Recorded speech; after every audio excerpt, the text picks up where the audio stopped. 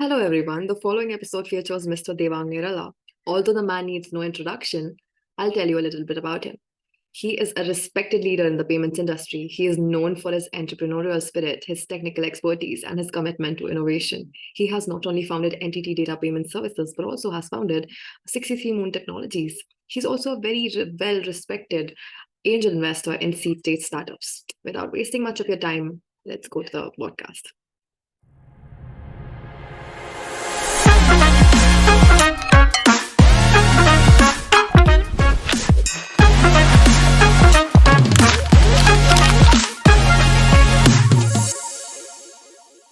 First of all, I'd start with how are you? Hey, I'm good. I'm super. I'm always excited to speak to Nugent, and especially with you around there. I think you've been chasing me for quite a long time, and thank you so much for basically. And I been a kind of delayed in kind of holding this, but would love to definitely You're very share. welcome. What inspired you to start your business in the payments industry? Inspired. See, ultimately, I had been. See, this goes back into an earlier generation out there in terms of I've been like an entrepreneur since 1995, so almost about 30 plus years, almost about 28 plus years in entrepreneurship. Started out by basically co-founding a company for software solutions for financial markets. Yeah. Within the same group, so I had been more of a tech research and tech guy kind of a thing. Was working on complete researching on various technologies and other things, and I think one of those pain points that we looked at within the group also was payments, right? And how do we simplify the pain point for the customer out there? And that's what led it. So I would not say I put my right foot down and I saw a payment problem. It's something we'd been kind of working on for a long period because we were dealing with transactions. We knew how would an end consumer basically or end citizen out there who was making payments, they were struggling. So for us, the vision started out by saying, okay, fine, how could I basically, for example, if I need to pay Dia, can I just put in your mobile number and make a payment to you? And this is how the vision started out. Right. And that's what triggered off creating a payments company. So we would not say payment gateway or anything else. Right? The problem was simple. Wanted to get into P2P to start out with in 2003, 2004 types, almost about 20 years back. We were saying simple payments, simple things. How do you? And this could be anybody, person to business, anybody, business to business. You give a mobile number and that's what the whole was germinated the idea of payments. Yeah. But मतलब ऐसे इतना innovatory approach जैसे हर एक businessman को लेना पड़ता है, like when you have to figure out a pain point. How did you come across payments specifically? Right. So did you want to just start a business and then you researched about the pain points, or did you directly come across? We were already in business. हम तो पहले से business में ही थे. So 1995 से ही business में थे. And payments company was started. Atom started out in 2006. So Atom was my second, like second venture which I literally got into. So first was financial technologies. जो मैं 1995 में I had co-founded that. I was a co-founder there. But I was a tech co-founder, technically speaking. So I was not driving business out there. So created a tech stack. So technology we had an idea completely.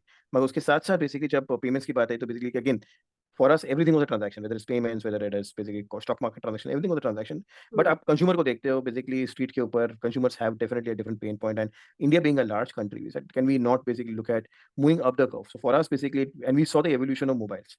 So payments was identified from a mobile landscape. We said, let's look at mobile and let's look at payment. Which is again, I'm going back to my the last answer also. I said, if I have because 2004, 2005, if you look at, I don't know when were you born? Typically, I don't know, you were like what, 18, 19. Yeah. Yeah, right. So that is just inflection point in terms of smartphones coming in. For example, if you know, iPhone got out in 2007, but uske pehle basically you had Sony phones and whole lot of Symbian operating systems and a whole lot of other things. So we had worked on a lot of mobile technologies then. The whole idea was again using mobiles. For example, again I said smartphone, give a phone, give an app on the phone. I want to make the payment easier for the consumer. So mobile and phone, and look at the Indian population. We said we wanted to disrupt the whole space and then move forward into payment and simplifying the payment, create a truly cashless economy out there. Because you're not going to drive away cash, but as much cash less because cash is never going to go out of the system. That's really ahead of its time, pioneer stuff. So I've also read about the fact that you are an angel investor and you look into seed stage startups. So what are qualities that you look for in a startup that you want to invest in? I think fundamentally, I think this is sound very cliched out there. It goes down to the founders itself. Two things. One, basically the founder quality, and second is it's an intuitive gut feel hota hai. When you meet somebody, you had that comfort with the person, right? Your chemistry gels with the person.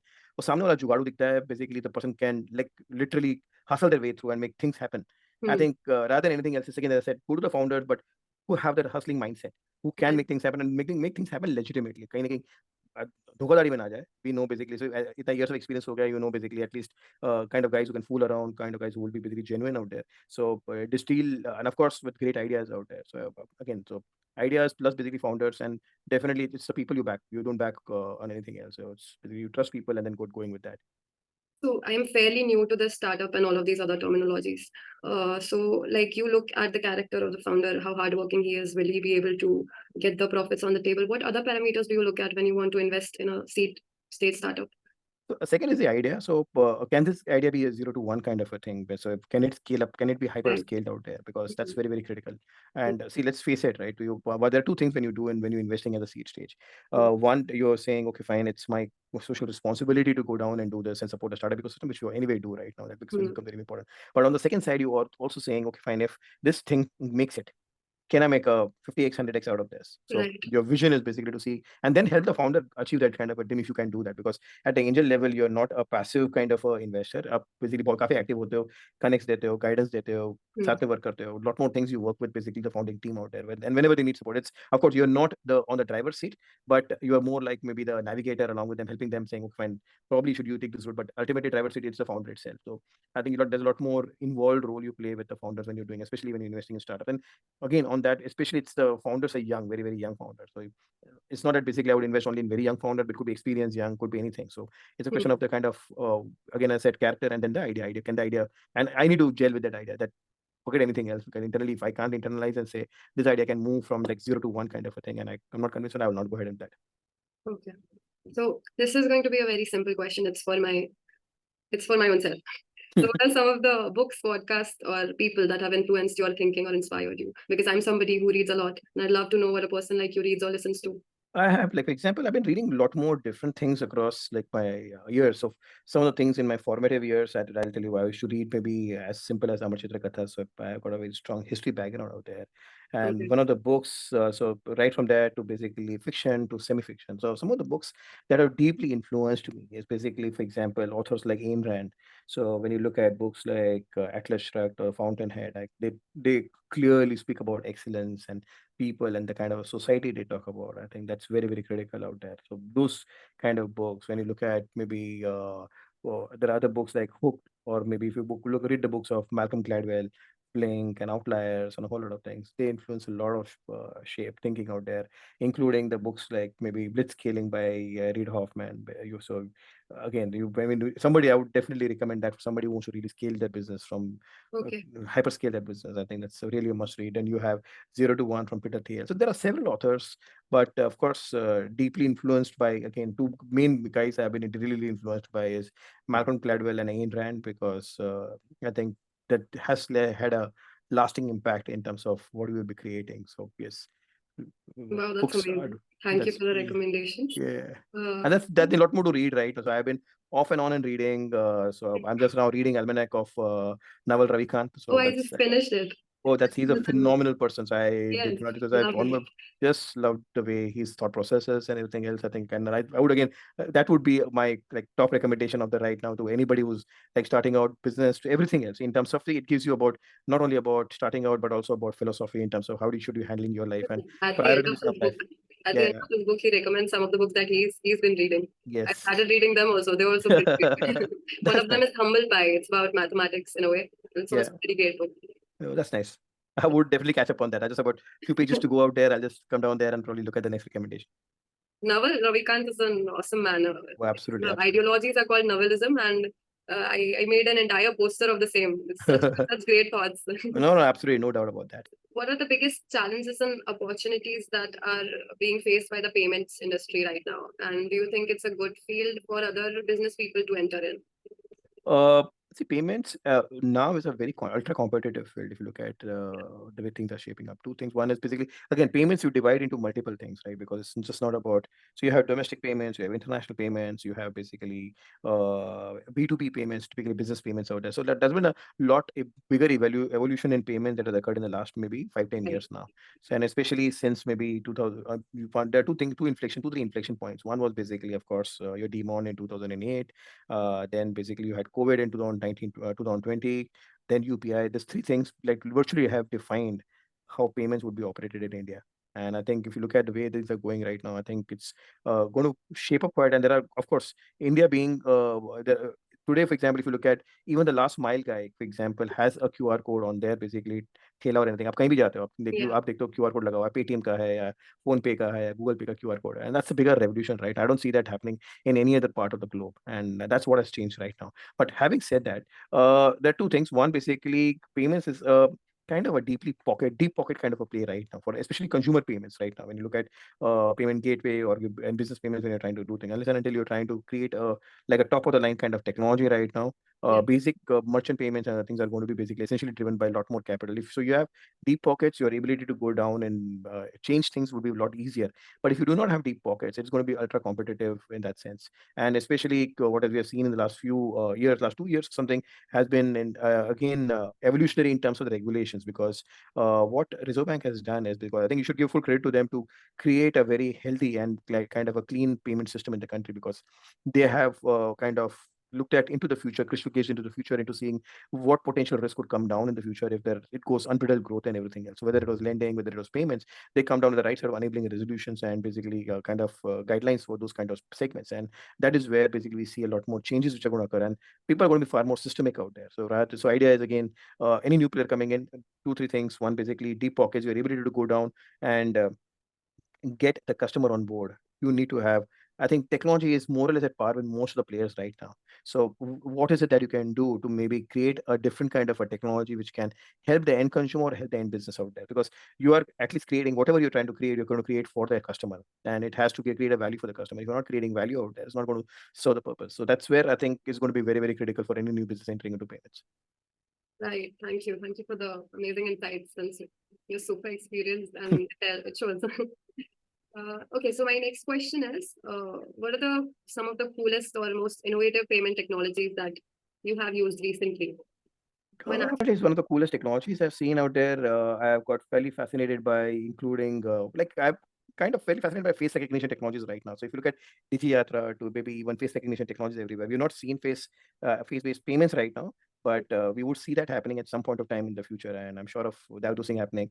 Of course, people talk about wearables being really cool. Yes, they are to a certain extent, but they're extremely risky at the same time, because you don't want somebody to keep on just tapping your watch and go away and debit maybe your account and get away with it. But clearly it's again the ability for it. The coolest thing which you're able to do now is basically ability to do any kind of a transaction from your mobile itself and with anybody and any business out there. So the whole I think the inertia of doing payment, I think that's what I think drives right now. So if other than that, basically everything else is gizmos, right? See, for me, if you ask me, from my sense, it's more about what is the utility value of doing things out there. And today, and that I speak for a lot of people out there. It's not me when I speak as an individual out there. It's more about who we look at a larger constitution out there. And today, if you look at practically anybody, what is the word people say, right? Paytm kiya kya? GPay kiya kya? So I think so whatever is simple is cool. Like you don't want something which is very flashy out there. You want something very, very cool. But what's going to happen now is, for example, you're going to see your car-based payments, automobile-based payments. So when, for example, I don't know if it's pick up in India or not, but if you look at something like US and other geographies, you have drive-throughs. So India mein aayega. So for example, say mein Kirti College ka vada pav hai, so you want to have that Ashok to give you the vada pav in your hand. So probably you'll drive through and you'll have some device out there which will scan your on-device computer on your car and basically debit your payment there. So rather than you giving cash out, becomes very fast. So I think those are things which are going to come out as a shape in some time to come. And those are going to be, I think we need to wait and watch for those kind of things. So these are things, new sci-fi kind of stuff, which is going to happen over a period of time. Awesome, awesome. This is again one of the personal questions that I wanted to ask you, since you've been a CEO of a company for so many years and you've done so much in your career. What are some of the skills or habits that have helped you succeed as an entrepreneur and as a leader? You have so many people working under you and you have been managing so many things yourself. What are the skills that you recommend that people should develop? So I think what I was talking about, when you look at the skills of a CEO or entrepreneur, first is the people skills, right? What the principle that I've gone by across in all my life is two things. One, basically, when you deal with people, you have like 5 fingers in a hand. So when you look at 5 fingers and not a single finger is similar to the other finger. Yes. So people are going to be coming with different attributes. People are going to be having different work styles and everything. You need to be able to take people along with you. So it's not about basically you want a particular kind of a thing, but you need to be able to take people along with you, work with people out there very, very cohesively, and make sure that basically you're there to work along with the team out there. So first and foremost is the teamwork, which is going to be very, very critical for you to drive a team out. And the team needs to believe in you, because if you're able to push your vision to the team and get them to believe into you, and that's how you can make them believe out there. Second is, I think, an unswerving passion for basically doing things. So you need to have that curiosity mindset, right? I don't know. I've not been that kind of a typical manager kind of a thing, but I get driven by curiosity. And you need to be curious about everything, right? So as a CEO or as an entrepreneur, basically, when you're heading company, you practically are delving into every function. Whether you are hands-on or not is a different matter. There are people who are hands-on, there are people who are hands-off. So those are different management styles of people. So I'm not getting into the merits and demerits of those. But despite that, you need to be able to get into anything. You cannot come and say, oh, I don't know how to read a balance sheet, or I don't know about profit and loss. I don't know about certain things. I don't know about HR practices. I don't know about POSH. I don't know about this. So you need to be able to get curiosity mindset to get into things, trying to learn that. And of course, when you're designing a product out there, when you're designing your own products, you need to go deep down in terms of understanding what your products are going to do. How is it going to benefit the customer? So as a CEO, you are like kind of a chief product officer. You are laying down the foundation of what you want to deliver to your customer, because you're going to be the person who's going to speak to the customer first, right? And if you're not able to do that, I think that's going to be the most crucial quality for any CEO or anybody else in any business. For example, I'll give you an example. I'm not talking about myself, but if you look at the guy who built up Fog, right? You look at Fog as a segment out there, and I forgot the name of the person out there, but you look at an entrepreneur and look at the person and what he's created. He had a past background in pharmaceutical. From pharmaceutical, he went into creating cosmetics. Now, from cosmetics, the person has delved deep down into things. We look at inspirations outside the country into other people like Steve Jobs, but look at a country within the country itself. He's gone deep down in terms of understanding what can you do with the segment. There's a gap in the segment, understanding the product itself.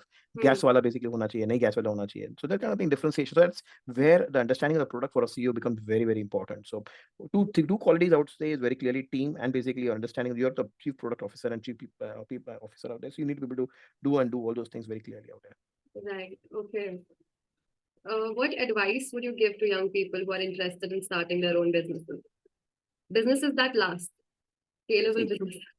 Scalable, everybody is intense. There are two things. One, basically, when you start a business, first and foremost, you need to think that you're going to make profits.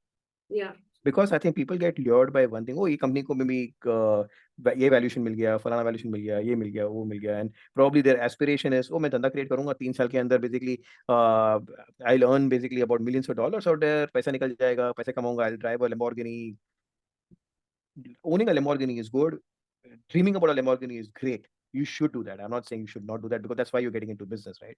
You're getting into business to earn money, and pots of money out there. And earning money is not bad. Earning money in a legitimate way is very important out there. So what you're doing is, first and foremost, you need to remember there are going to be other stakeholders of your business. So if you're going to get investor capital, you need to think about the investors. Because it's your fiduciary responsibility. It's your responsibility when you're taking. It's like Purana Jamane, I don't know, we come from the older thought out there that you've taken money from somebody. It's your responsibility to do to that person who's entrusted that money to you, and returning back that money with the right kind of thing. So I think that becomes very, very crucial for the founders to do. So one, basically look at a business which can generate profits. Look for value rather than valuations. Valuations will follow you. Do not worry about that. Number two is sell. So you need to be like, either become a great salesperson yourself, or you need to hire somebody who has a sales background. If you're not able to sell, because ultimately the customers who are going to get you profits. It is not anything else. Even in bad weather days, you're going to have a customer who's going to support you. It is not going to be anybody else. Like things are going the bad way. We've seen, I think the last 2-3 years, we've seen, last 1 year at least, forget 2-3 years, last 1 year, we've seen too many companies biting the dust out there. I think it is fearful for a lot of reasons. Only thing that holds on to you is a customer out there. So I think if you have a sticky customer sticking to you and you create a great product for the customer will stick by you and everything else. And third is follow your gut. See, irrespective of, we need to do a lot of research out there. I think there's a certain amount of gut out there which basically will tell you things are right or things are wrong out there. And you need to be able to follow. People say you need to be very scientific and everything else. I think science is good. You need to do your research and everything else. But the end of it, when it comes to decision making, do follow your gut. You could go wrong, you could go right. It's a different matter. But that's the third thing. And the fourth thing is make decisions. You don't take decisions. You need to take decisions at speed, because in this day and age, speed is of essence. Nothing else is of essence. Because today, for example, anything can get replicated within maybe, I don't know, maybe 24 hours. is the fastest time when people can replicate your business model and come out with new things. So you need to be able to move as fast. You've got to become the cheetah out there and say, how can I move fast and do things? You cannot do, even if you hide everything or anything, people are going to come to know whatever you're trying to do. I think and go all out. So put all your heart and mind, everything into it. So you need to be like obsessed to the point of saying, okay, fine, like I'm going to lose my mental peace because of if I'm getting into something. So I think some of the things which startup founders need to do is like very clear. Yes. Okay. So you have been from IT background, right? You've done your CS degree, and then you founded Atom Technologies in 2005, right? Yeah. Then how is this transition from being from a technical background to a business background? So from tech to businesses, I think it's a question of when did you start your journey, right? In my school days, I would always feel that I would own a business at some point of time in my life. And so it was very clear for me. Basically, I had to be an entrepreneur. Again, technology was thanks to my mentors in school and my college and all. They guided me in terms of moving towards technology. So when getting into engineering was incidentally by my class teacher in 8th. He said you should get into electronics. That time there was no computers. He said you should get into electronics. And by 11th, when I was in 11th, there's another teacher who guided me. There's now computers as a field coming in. I think you should get into computers as a field, and because it is going to require a lot more skill out there. And I got into technology out there. And then, of course, the intention was to set up a business at some point of time, but a tech-driven business, because with the tech mindset and everything else, there was no chance that I would have been basically. So I don't come out of the cut of the typical corporate kind of function. I love to create things, right? Ultimately, that love for creation drives you to create businesses out there. You're an innovator by birth. Oh, absolutely. I would love to be there. All that. Oh, okay. So how do you balance your passion for business, passion for technology, and your daily life? You need to have some reset to be your own self, be at peace. No, Do you have some hobbies apart from this? No, I do play cricket at my friends in my building. I go down and do yoga out there. I read. So there are multiple things I do.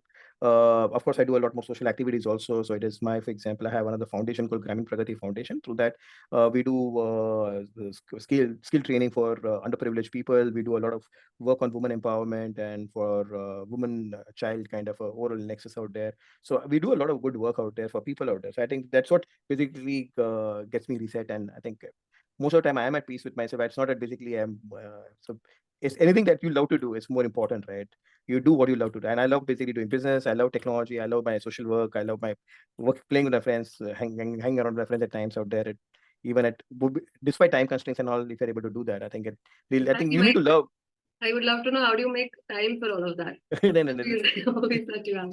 So Monday to Saturday is strictly work, very clearly, and Sunday is basically other things. So Monday to Saturday is strictly work only. So work, business, and technology, and other things. Reading also because reading is a part of the day right now. I've been trying to inculcate as a habit once again. So I want to be able to do that.